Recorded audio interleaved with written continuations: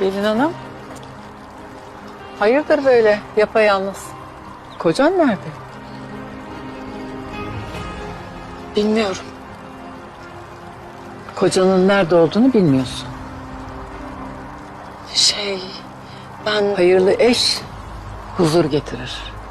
Huzur da erkeği evinde karısının yanında tutar. Hem Buradayım hala. Yürüyüşe çıkmıştım.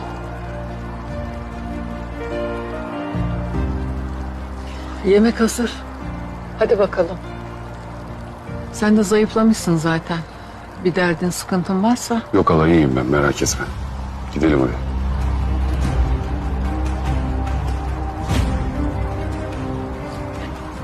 karını almayacak mısın oğlum? Nasıl evlilik bu? Hadi kızım sen de gel.